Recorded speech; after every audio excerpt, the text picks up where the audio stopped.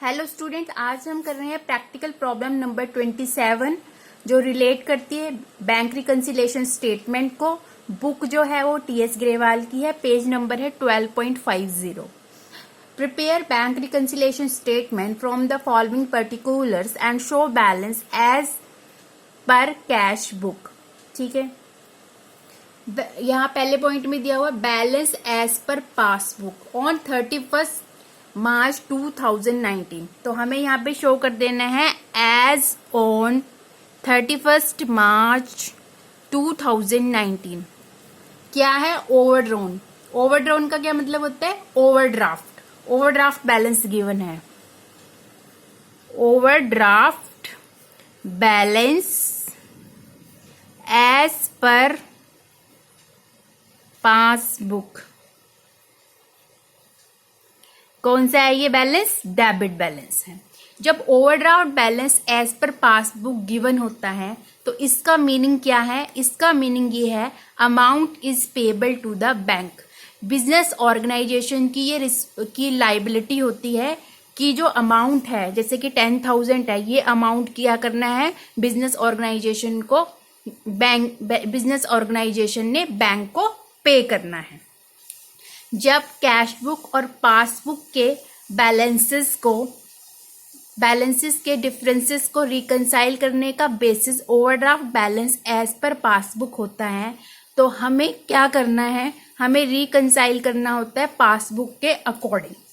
ठीक है, पासबुक में इनकम ऐड हुई तो ऐड करेंगे, लेस हुई तो एक्सपेंसेस जो लेस हो रहे हैं उन्हें लेस करेंगे। जो अमाउंट ड्राइव होगा उसे बोलेंगे overdraft balance as per cash book credit balance. और वो जो टोटल अमाउंट जो होगा वो बैंक बिजनेस ऑर्गेनाइजेशन की लाइबिलिटी होगी कि वो टोटल बैलेंस जो है वो उसे बिजनेस ऑर्गेनाइजेशन को, बैंक को पे करना है। पहला देखिए, cheque drawn in last week of March 2019 but not clear till 3 April 2019 20,000। Cheque काटा गया, किसके लिए काटा गया? क्रेडिटर्स के नाम से चेक काटा गया 20,000 का। उसकी एंट्री कैश बुक में बैंक कॉलम में क्रेडिट साइड पे, पेमेंट साइड पे उस चेक को क्रेडिट कर दिया गया, उस चेक की पेमेंट कर दी गई। ठीक है, कैश बुक में हो गया। पर हुआ क्या है, जो चेक काट के हमने क्रेडिटर्स को दिया है, उस क्रेडिटर ने उस चेक को पेमेंट के लिए बैंक में लगाया ही नहीं।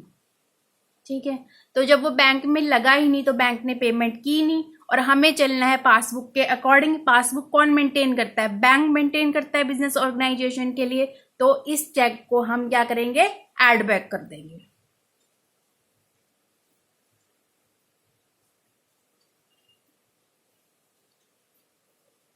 Check drawn but not cleared by bank. कितना है? 20,000 हम ऐड कर देंगे। Interest on bank overdraft not entered in cash book 1,500। Overdraft की फैसिलिटी क्या होती है? ओवरड्राफ्ट की फैसिलिटी जो है बैंक प्रोवाइड करता है, किसको प्रोवाइड करता है? अकाउंट होल्डर को। इस फैसिलिटी के अकॉर्डिंग अकाउंट होल्डर क्या करता है? अमाउंट जो है विड्रॉ कर सकता है इन एक्सीड ऑफ डिपॉजिट। जितना उसने अमाउंट अकाउंट में जमा कराया है उससे ज्यादा पैसा जो है वो बिजनेस ऑर्गेनाइजेशन बैंक से विड्रॉ कर सकती है। और इस जो balance as per passbook overdraft होते हैं, इसका मतलब भी होता है विड्रॉवल एक्सीड डिपॉजिट।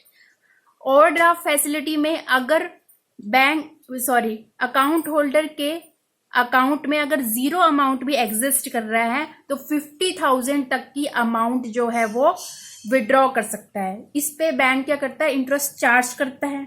जो वो इंटरेस्ट चार्ज करता है वो क्या है? वो उसने पासबुक में से लेस कर देगा। पासबुक में से लेस कैसे करेगा? क्या लिखा जाएगा वहां पर?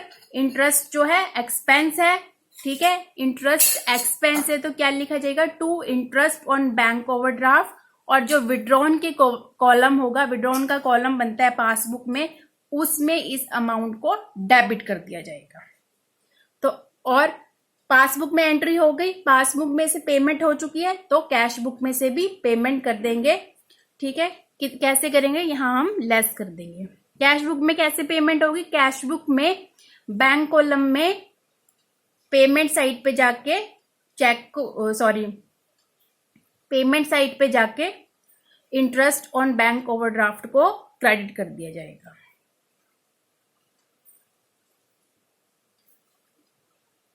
Interest on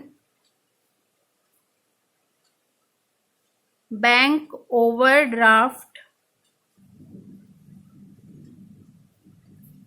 charged by bank, इसे लेस कर देंगे 1500। Cheque ₹20,000 deposit in the bank in March 2019 but not collected and credited till 3 April 2019। 20,000 का चेक कस्टमर से रिसीव हुआ। बिजनेस ऑर्गेनाइजेशन ने क्या किया, बिजनेस ऑर्गेनाइजेशन ने कैश बुक में बैंक कॉलम में रिसीट साइड पे चेक को क्या कर दिया, डेबिट कर दिया, इनकम में ऐड कर दिया। रिसीट साइड कौन सी होती है, इनकम साइड होती है, उसमें ऐड कर दिया और चेक को बैंक में लगा दिया। बट बैंक ने क्या किया, उस चेक को क्रेडिट किया ही नहीं, चेक क्रेडिट नहीं किया, इनकम में ऐड हुआ नहीं। ठीक है, इनकम में ऐड नहीं हुआ मतलब जो चेक था वो क्रेडिट नहीं हुआ, डिपॉजिट कॉलम में जाके उसे क्रेडिट नहीं किया बैंक ने बिजनेस ऑर्गेनाइजेशन की पासबुक में। तो इस चेक को क्या करेंगे, हम लेस कर देंगे। Cheque deposited in bank but not credited by the bank, 20,000।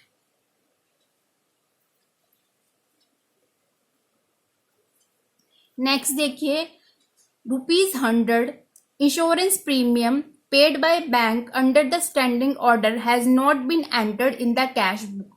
Bank ने क्या किया, बिजनेस ऑर्गेनाइजेशन की स्टैंडिंग इंस्ट्रक्शन पे, स्टैंडिंग ऑर्डर पे ₹100 का इंश्योरेंस प्रीमियम पे कर दिया। ठीक है, इंश्योरेंस प्रीमियम की पासबुक में एंट्री कर दी। कैसे एंट्री करिए पासबुक की, पासबुक में बैंक ने बिजनेस ऑर्गेनाइजेशन की टू इंश्योरेंस प्रीमियम, कौन से कॉलम में, विड्रॉवल कॉलम में, जहां पे ये डेबिट होगा, विड्रॉवल कॉलम में ये डेबिट होता है।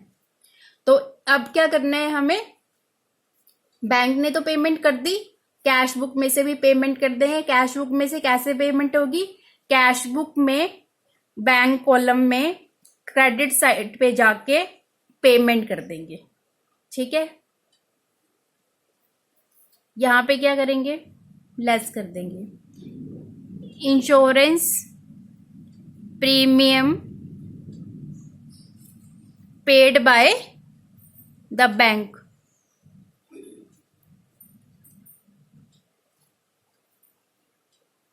₹100।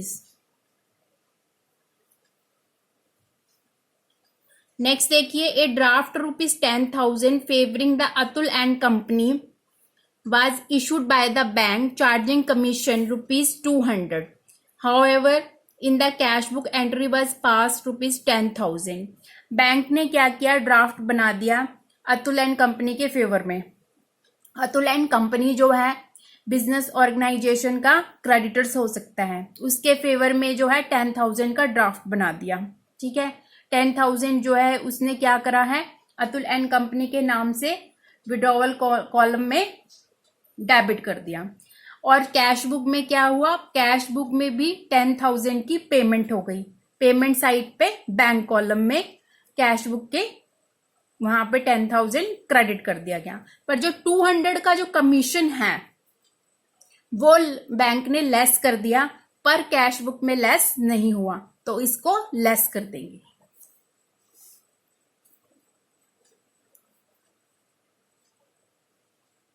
Commission charged